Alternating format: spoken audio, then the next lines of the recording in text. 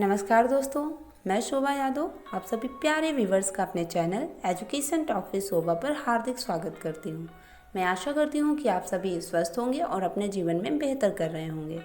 दोस्तों, आज की जो कहानी है उसका शीर्षक है राज्य का उत्तराधिकारी।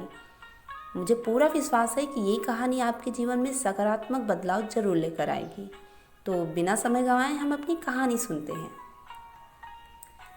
एक राज्य में एक पराक्रमी राजा का शासन था। उसकी कोई संतान नहीं थी। ढलती उम्र के कारण राज्य के भावी उत्तराधिकारी को लेकर वह अत्यंत चिंतित था। अनेक वैद्यों को दिखाने के बाद भी वह संतान सुख से वंचित ही रहा। अंततः उसने राज्य के ही किसी योग्य नवयुवक को राज्य की बागडोर सौंप देने का निश्चय किया। भावी उत्तराधिकारियों के चयन हेतु उसने योग्यता परीक्षण का आयोजन किया। इसी हेतु एक शानदार महल का निर्माण करवाया गया। महल के दरवाजे पर गणित का एक समीकरण अंकित कर पूरे राज्य में घोषणा कर दी गई कि राज्य के सभी नवयुवक महल का दरवाजा खोलने के लिए आमंत्रित हैं। दरवाजे पर अंकित समीकरण को हल कर दरवाजा खोलें। जो दरवाजा खोलने में सफल होगा उसे महल उपहार स्वरूप प्रदान किया जाएगा और साथ ही राज्य का उत्तराधिकारी भी घोषित कर दिया जाएगा। घोषणा के दिन से ही उस नवनिर्मित महल में नवयुवकों का तांता लग गया।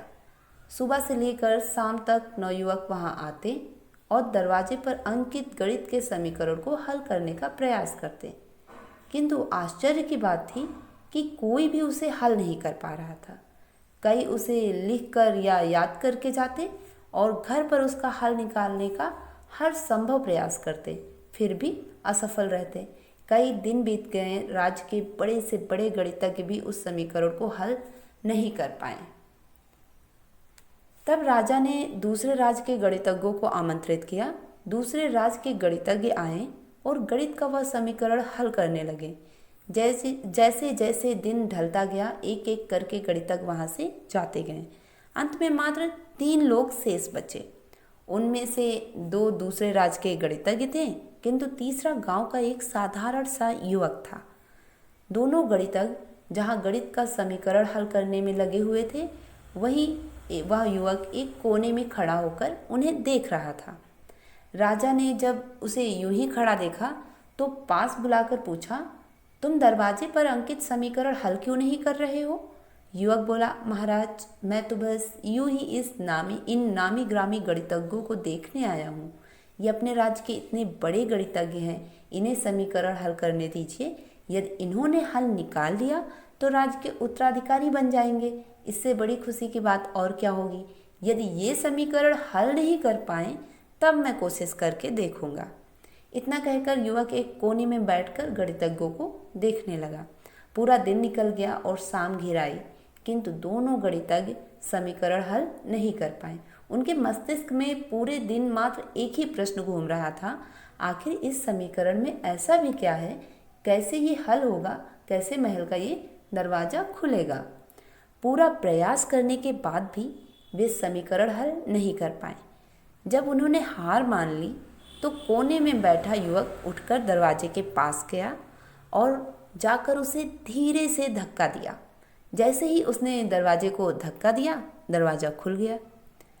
दरवाजा खुलते ही लोग उससे पूछने लगे कि तुमने ऐसा क्या किया कि महल का दरवाजा खुल गया?